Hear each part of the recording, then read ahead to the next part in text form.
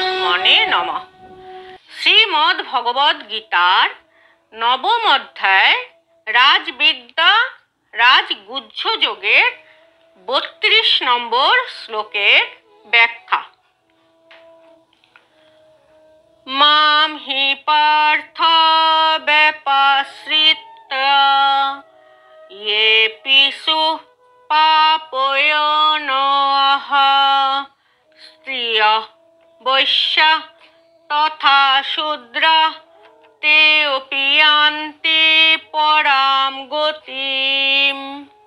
মাম আমাকে, হি অবশ্যই, পার্থ হে অর্জুন, ব্যাপাশ্রিত্য বিশেষভাবে আশ্রয় করে, ইয়ে যারা, অপি ও সু হয়, পাপয়োনঃ নীচকুলে জাত, স্ত্রিয় স্ত্রী, বৈশ্যা বৈশ্য, তথা এবং, শূদ্রা শূদ্র, তেঅপি তারাও, ইয়ান্তি লাভ করে, পরাম পরম, গতিম গতি।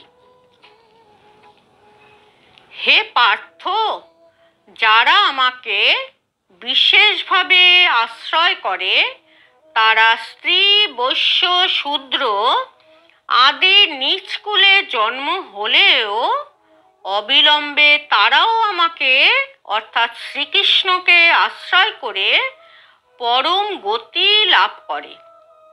শ্রীমদ্ ভগবদ গীতা সবার জন্য, শ্রীকৃষ্ণ সবার জন্য, সে উচ্চকুলি হোক বা নিচকুলি হোক, যেভাবে জন্ম হোক না কেন, শ্রীকৃষ্ণ শরণাগত প্রাপ্ত প্রত্যেকেই শ্রীকৃষ্ণ ধামে যাবার অধিকার আছে।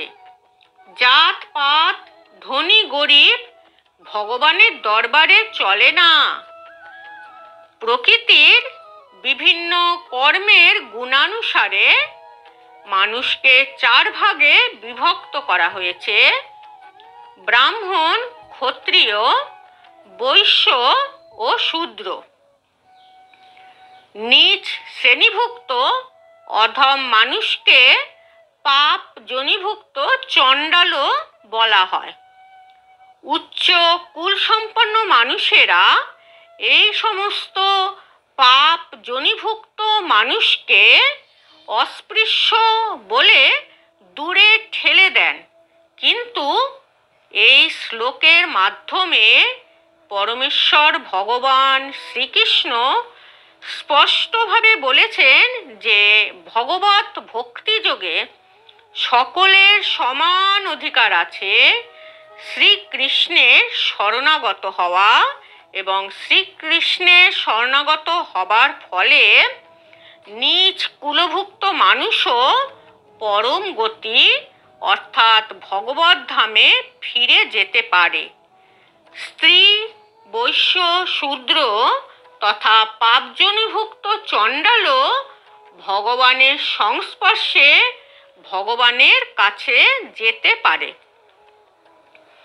ভগবত ধামে ফিরে যাবার জন্য কোনো জাতি কুল ভেদাভেদ নেই। পরমেশ্বর ভগবান শ্রীকৃষ্ণের প্রতি অপ্রাকৃত সেবার ফলে যে কেউই জীবনের পরম সিদ্ধি লাভ করতে সক্ষম।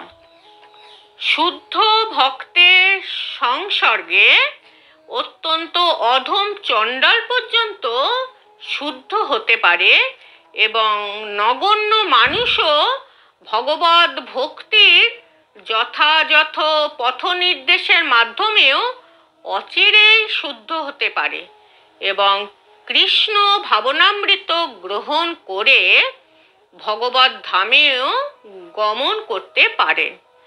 ভগবত ধামে ফিরে যাবার জন্য প্রত্যেকের এগিয়ে যাবার সমান অধিকার আছে। হরি ওম তৎসৎ। যদি তোমাদের ধর্মকথা শুনে ভালো লেগে থাকে তবে লাইক, শেয়ার ও সাবস্ক্রাইব করে দিও, কমেন্টস করো।